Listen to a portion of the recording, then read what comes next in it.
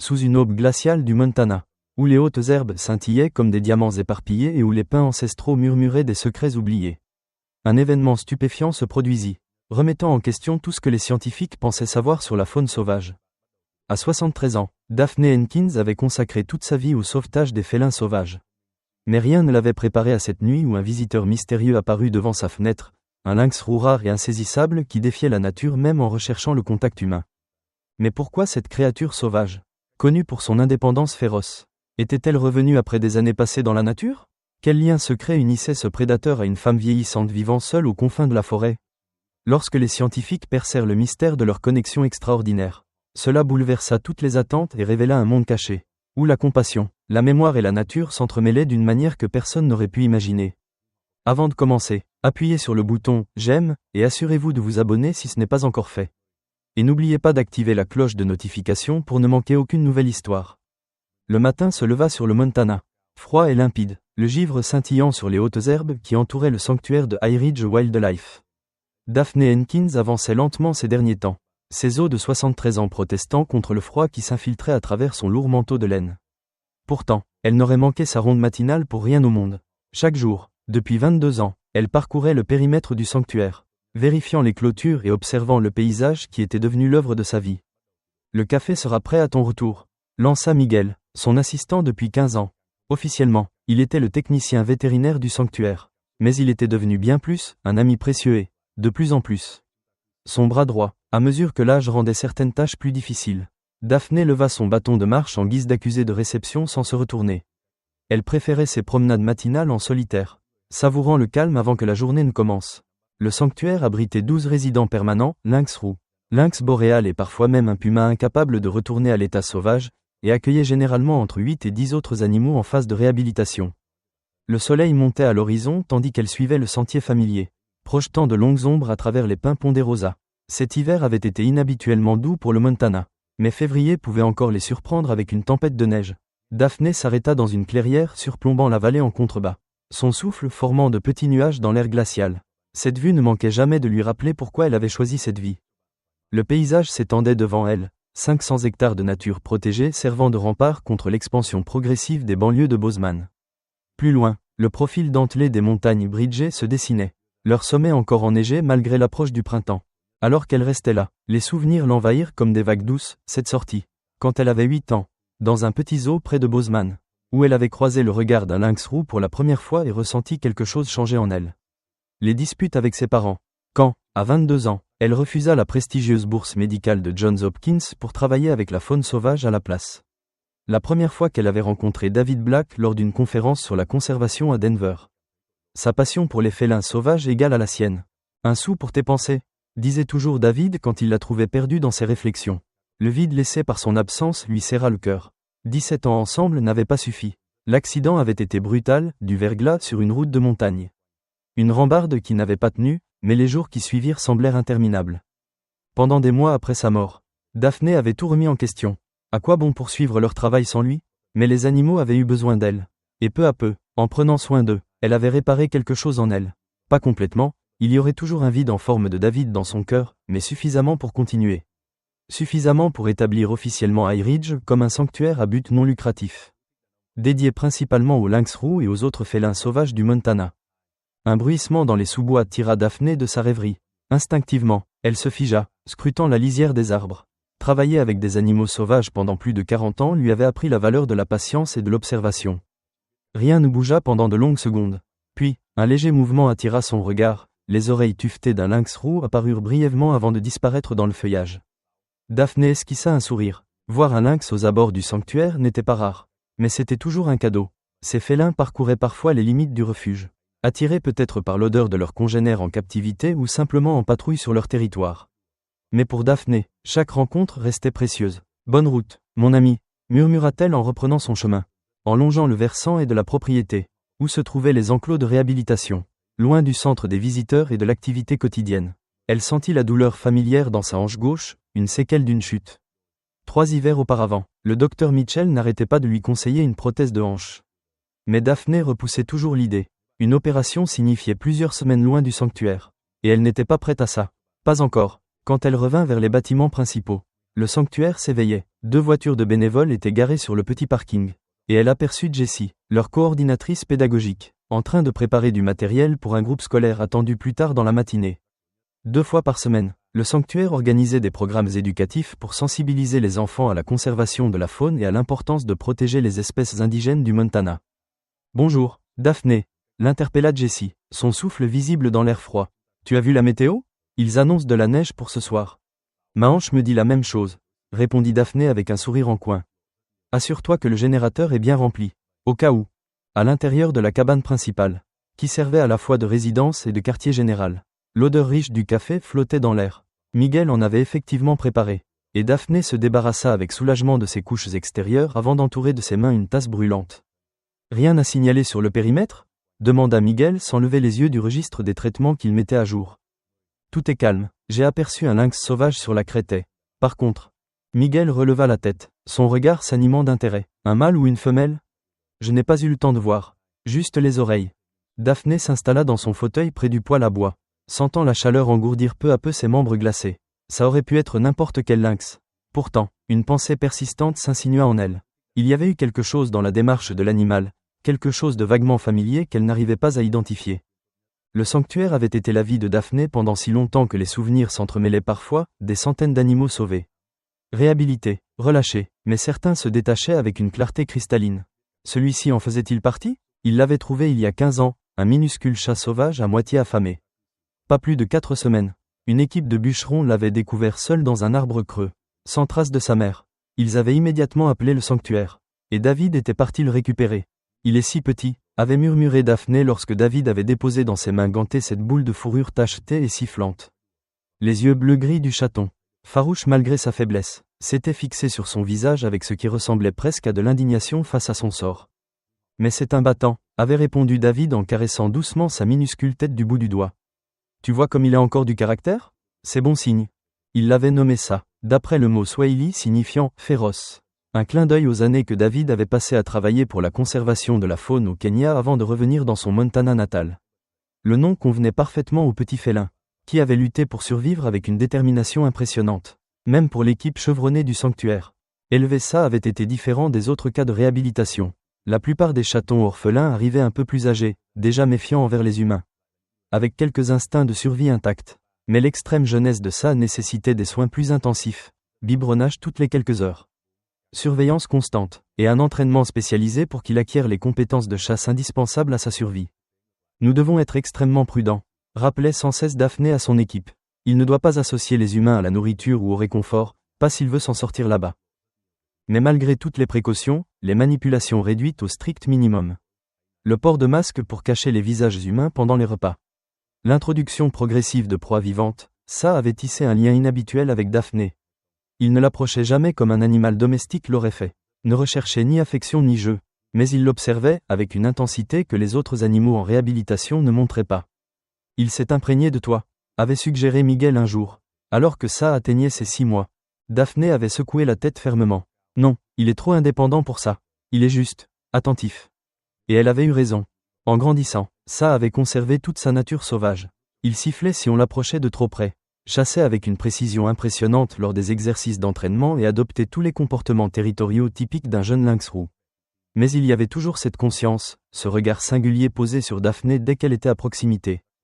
David l'avait remarqué aussi. C'est comme s'il t'étudiait, avait-il murmuré un soir, alors qu'il l'observait depuis le poste de surveillance caché à l'extérieur de son enclos.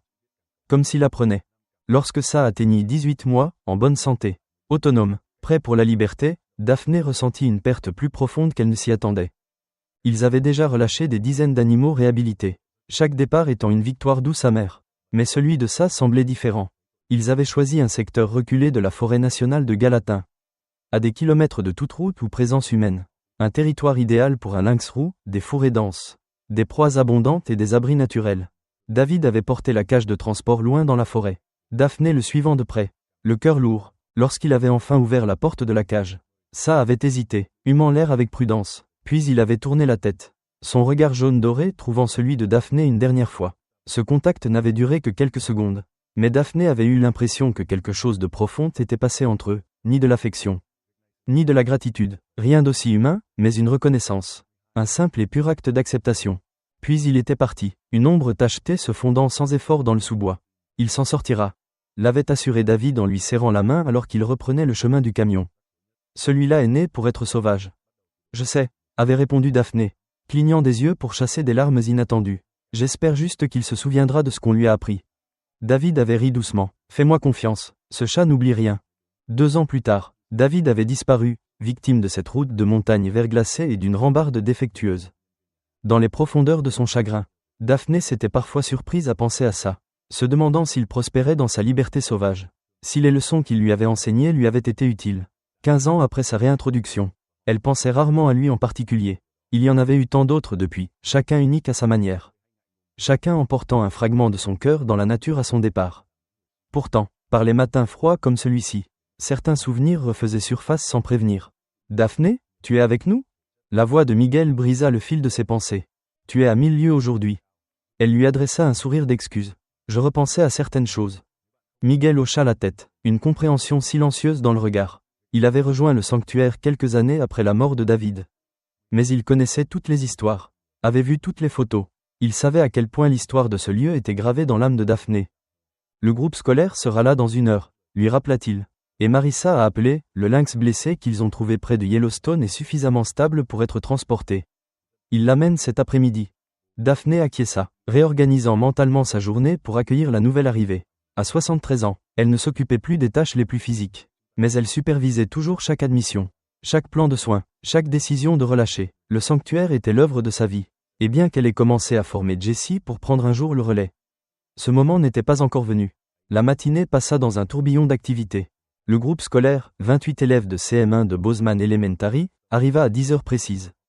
Débordant d'enthousiasme malgré les tentatives de leur enseignante pour maintenir un semblant d'ordre.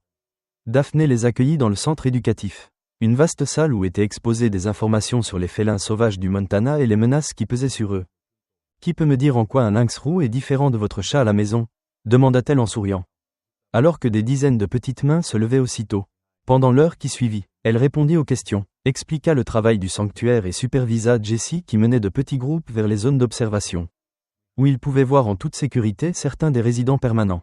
Les enfants étaient fascinés, surtout par Samson, un vieux lynx roux borgne qui vivait au sanctuaire depuis 12 ans après avoir été sauvé d'un trafic d'animaux exotiques. « Il a l'air si doux !» s'exclama une petite fille en pressant son nez contre la vitre d'observation. « On peut le caresser ? » ? « Non, ma chérie, » expliqua doucement Daphné. « Même si Samson vit ici depuis longtemps, il reste un animal sauvage. Pas un animal de compagnie. On ne touche jamais les animaux, sauf s'ils sont malades et ont besoin de notre aide. C'est ainsi qu'on leur montre du respect. » La fillette hocha la tête, visiblement touchée par la leçon. Ces moments étaient ce qui motivait Daphné, la possibilité d'inculquer à une nouvelle génération le même respect pour la faune qui avait façonné sa propre vie. Après le départ du groupe scolaire, Daphné se retira dans son petit bureau pour rattraper son retard sur la paperasse. Malheureusement, les demandes de subventions ne s'écrivaient pas toutes seules, et les coûts de fonctionnement du sanctuaire augmentaient chaque année. Elle était plongée dans ses dossiers lorsqu'un coup à la porte annonça la présence de Miguel. « Marissa est là avec le lynx, » dit-il. « Elle est dans un sale état. Renversée par une voiture sur la route près de l'entrée du parc. Multiples fractures, possible hémorragie interne. » Daphné acquiesça gravement et suivit Miguel jusqu'au bâtiment médical. La réhabilitation de la faune n'était pas faite pour les âmes sensibles. Pour chaque succès, il y avait des animaux qu'ils ne pouvaient pas sauver. Malgré tous leurs efforts, la jeune femelle lynx reposait sous sédation sur la table d'examen. Sa magnifique fourrure souillée de sang et de saleté. La docteure Ellie Chan, la vétérinaire qui venait au sanctuaire 2 fois par semaine et en cas d'urgence, était déjà en train d'évaluer les dégâts. La bonne nouvelle, c'est que sa colonne vertébrale semble intacte, rapporta la docteure Chan. La mauvaise, fracture ouverte de la patte arrière gauche. 3 côtes cassées, et je suis inquiète pour son poumon droit. Elle va avoir besoin d'une intervention chirurgicale. Et même avec ça, ses chances ne dépassent pas 50-50e. Daphné observa la jeune lynx, notant son âge, probablement 2 ans tout au plus, et sa bonne condition physique avant l'accident. Elle mérite cette chance, décida-t-elle. On opère. Les heures suivantes passèrent dans un tourbillon d'activités tendues. La docteure Chan opérait avec Miguel et Marissa à ses côtés, tandis que Daphné surveillait les constantes vitales. Lorsqu'ils transférèrent enfin la lynx inconsciente dans un enclos de convalescence, la courte journée hivernale déclinait déjà, et de gros flocons de neige commençaient à tomber, comme l'avait annoncé la météo. « Tu devrais rentrer avant que les routes ne deviennent impraticables, » dit Daphné en nettoyant la salle d'opération. « Miguel et moi la surveillerons cette nuit. Appelle-moi au moindre changement. » répondit la vétérinaire en enfilant son lourd manteau. Et Daphné, repose-toi un peu. Tu as l'air épuisé. Daphné balaya l'inquiétude d'un geste de la main. Je dormirai quand elle sera stable. Après le départ du docteur Chan et de Marissa, Miguel avait insisté pour préparer le dîner. Ils mangèrent de simples sandwichs dans la cabane principale. Trop fatigués pour engager la conversation. La neige continuait de tomber, recouvrant le sanctuaire d'un épais manteau blanc. Lorsque, quelques instants plus tard, ils vérifièrent à nouveau l'état du lynx, toujours inconscient mais avec des signes vitaux stables, le monde extérieur s'était transformé en un véritable pays des merveilles hivernales. Les branches alourdies par la neige, tandis que tous les bruits humains étaient étouffés par l'épaisseur de ce voile blanc. Je prends la première garde, proposa Miguel. Tu dors un peu, et je te réveille à 2 heures. Trop épuisé pour discuter, Daphné se retira dans sa petite chambre au fond de la cabane. Elle ne se donna même pas la peine de se changer, elle enleva simplement ses bottes et s'allongea sur la couette. Prévoyant de fermer les yeux un instant avant de se préparer convenablement pour la nuit. Quelques heures plus tard, elle se réveilla en sursaut, momentanément désorientée dans l'obscurité de la pièce. Un coup d'œil à son réveil de chevet affichait 1h47 du matin. Quelque chose l'avait éveillée, mais ce n'était pas Miguel, ce n'était pas encore l'heure de sa relève pour surveiller le lynx blessé. Puis elle l'entendit de nouveau, un étrange grattement à sa fenêtre. Daphné se redressa lentement, le cœur battant à tout rompre. L'isolement du sanctuaire impliquait parfois la visite inattendue d'intrus nocturnes, non pas des humains, mais des ours, des couguars ou d'autres animaux attirés par l'odeur des résidents sous sa garde. Habituellement, les hautes clôtures du périmètre empêchaient les grands prédateurs de pénétrer. Mais lorsque la neige est profonde, des congères se forment parfois, permettant aux animaux de grimper par-dessus. Le grattement retentit de nouveau, suivi d'un léger coup contre la vitre. Alors, ce n'était pas un ours. Trop mesuré, trop intentionnel, prudente pour ne pas faire de mouvements brusques. Daphné chercha le flashlight qu'elle gardait près de son lit. Les rideaux étaient tirés, lui empêchant de voir ce qui se passait dehors. Se déplaçant silencieusement, elle quitta le lit et s'approcha de la fenêtre. Le flash serré fermement dans sa main. D'un geste rapide, elle écarta le rideau et dirigea le faisceau dans la nuit enneigée. Une paire d'yeux étincelants renvoya la lumière, encadrée par le visage caractéristique d'un lynx roux perché sur le rebord étroit de la fenêtre. À l'extérieur de sa chambre, l'animal ne tressaillit pas face à la lumière soudaine, ne siffla pas, ne se retira pas, il la fixa simplement d'un regard inébranlable et troublant. La respiration de Daphné se suspendit. Ce lynx était grand pour son espèce, un mâle en pleine forme, arborant ce pelage moucheté typique et ses oreilles touffues. Un lynx sauvage, et non l'un de leurs résidents. Il avait dû escalader la congère contre le mur de la cabane pour atteindre la fenêtre. Mais pourquoi un lynx sauvage s'approcherait-il d'une habitation humaine avec une telle détermination ? Alors qu'elle restait figée, confuse, le lynx leva une patte et la pressa délibérément contre la vitre, laissant une empreinte parfaite dans la condensation qui s'y était formée. Ce geste, si inattendu, si manifestement intentionnel, poussa Daphné à laisser échapper un cri d'étonnement. Et, dans ce moment de stupeur, une possibilité traversa son esprit, une hypothèse à la fois impossible et pourtant la seule explication qui semblait plausible. Ça, murmura-t-elle, sa voix à peine audible, même pour elle-même, au son de son nom. Les oreilles du lynx roux tressaillirent vers l'avant. Il inclina légèrement la tête, ses yeux ne quittant jamais les siens. Puis, lentement, il posa à nouveau sa patte contre la vitre, la maintenant là tandis que des flocons de neige tourbillonnaient autour de lui dans l'air nocturne. Les mains de Daphné tremblaient alors qu'elle s'efforçait d'ouvrir la fenêtre. C'était impossible, trop improbable, trop irréel. Les lynx roux sauvages vivaient généralement entre 8 et 12 ans. Si c'était bien ça, il aurait environ 16 ans, âgé pour son espèce. Mais pas impossible. Et quelles étaient les chances qu'il se souvienne d'elle ? Qu'il se souvienne de cet endroit après toutes ces années ? Pourtant, alors qu'elle soulevait prudemment la fenêtre de quelques centimètres, laissant entrer une bouffée d'air glacial, elle sut, avec une certitude absolue, que c'était bien lui. Il y avait quelque chose dans la courbure de ses épaules, dans ce regard audacieux et scrutateur qu'il lui lançait. Quelque chose qui faisait écho au souvenir du chaton orphelin qu'ils avaient élevé avec tant de soin pour qu'il reste sauvage. Ça, répéta-t-elle, cette fois avec conviction, tu es revenu. Le lynx roux ne fit aucun bruit, mais ses narines frémirent en humant l'air tiède qui s'échappait de sa chambre. Il restait parfaitement équilibré sur le rebord étroit de la fenêtre, apparemment indifférent à la neige qui tombait et à la précarité de son perchoir. Daphné demeura immobile, craignant que le moindre mouvement ne le fasse fuir. Les lynx roux étaient des créatures solitaires par nature, évitant le contact humain autant que possible. Même ceux élevés en captivité conservaient leur instinct sauvage et leur méfiance. Qu'un lynx roux sauvage cherche volontairement la présence d'un humain de cette manière était pratiquement du jamais vu. Et pourtant, il était là, et Daphné sentit les larmes lui monter aux yeux. Qu'est-ce qu'il avait ramené après toutes ces années ? Une querelle de territoire avec des mâles plus jeunes ? De la curiosité ? Ou quelque chose de plus profond, un souvenir ? Peut-être, de la sécurité, du lien, Qui l'avait poussé à revenir vers le seul endroit où des humains lui avaient montré de la gentillesse? Ils restèrent ainsi, figés dans cette étrange scène pendant de longues minutes, une femme âgée et un lynx roux sauvage. Séparés par quelques centimètres d'air glacé mais liés par des années d'histoire silencieuse. Puis ça fit quelque chose d'encore plus extraordinaire. Délibérément, il s'abaissa jusqu'à s'asseoir sur le rebord de la fenêtre, repliant ses pattes sous lui, s'installant comme s'il comptait rester là. Un rire étranglé s'échappa de la gorge de Daphné. En toutes ces décennies passées à travailler avec les félins sauvages, elle n'avait jamais assisté à un tel comportement de la part d'un lynx roux libre et en bonne santé. Cela défiait tout ce qu'elle savait sur leurs instincts et leur méfiance naturelle. « Tu ne peux pas rester là », lui dit-elle doucement. « Il fait trop froid, et tu es en train de te faire recouvrir par la neige. » Comme s'il comprenait son trouble, ça cligna lentement des yeux, puis se redressa et franchit délicatement le rebord de la fenêtre, entrant dans sa chambre. Le cœur de Daphné faillit s'arrêter. Chaque instinct de conservation qu'elle possédait hurlait que c'était une folie, une imprudence, en totale contradiction avec toutes les règles qu'elle s'était fixées. Et pourtant, elle ne pouvait pas se résoudre à le chasser, pas après qu'il ait surmonté tant d'obstacles, défié tant d'instincts naturels, pour venir jusqu'à elle. Ça observa la pièce avec prudence, son museau frémissant tandis qu'il analysait les odeurs inconnues. Il évitait à présent de la regarder directement, se concentrant plutôt sur une inspection méthodique de son environnement. Ses mouvements étaient mesurés, fluides, aucune agressivité, aucune peur, seulement une curiosité vigilante. Après avoir parcouru la chambre en silence, il s'arrêta devant une photographie encadrée posée sur la commode. Daphné suivit son regard et sentit son cœur se serrer. C'était une photo d'elle et David, prise pendant la réhabilitation de ça.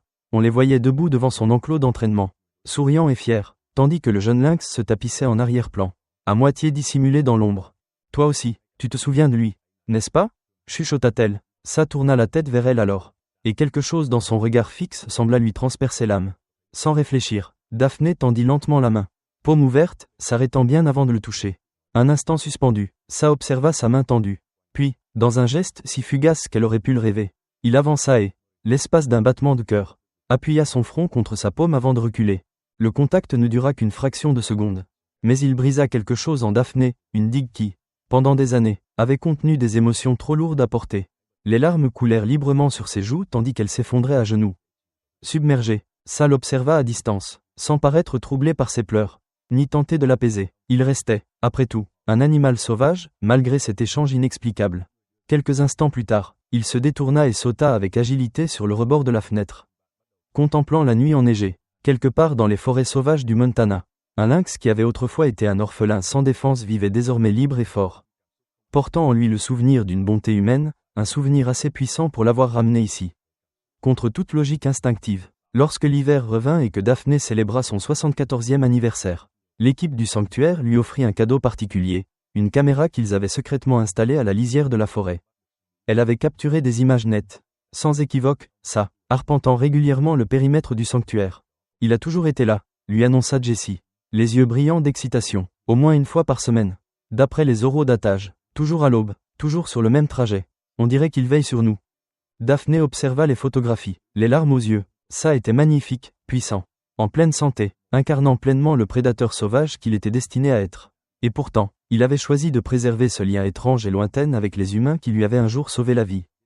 Cette nuit-là, seule dans sa chambre, Daphné contempla le ciel étoilé du Montana et ressentit une profonde plénitude. Sa vie n'avait pas suivi la trajectoire attendue, pas de carrière médicale prestigieuse. Pas de famille traditionnelle comme ses parents l'avaient espéré. À la place, elle avait construit quelque chose d'unique et de précieux, un héritage de compassion qui dépassait les frontières humaines. Touchant la vie d'êtres incapables de comprendre la gratitude, mais qui, d'une certaine manière, la manifestaient par leur simple existence. Et dans un cas extraordinaire, dans ce lynx sauvage qui se souvenait. Cet héritage s'était accompli d'une manière qu'elle n'aurait jamais pu imaginer. « On a bien fait, David », murmura-t-elle dans la nuit. « On a bien fait. » Comme en réponse, un cri rauque résonna au loin. À la lisière de la forêt, l'appel distinctif d'un lynx dans l'obscurité. Que ce soit ça ou un autre de son espèce n'avait pas d'importance. Ils étaient là, vivant la vie sauvage pour laquelle ils étaient nés, en partie grâce à ses choix. Ses sacrifices, son amour, et cela, songea Daphné en refermant doucement ses rideaux, était le plus beau des cadeaux.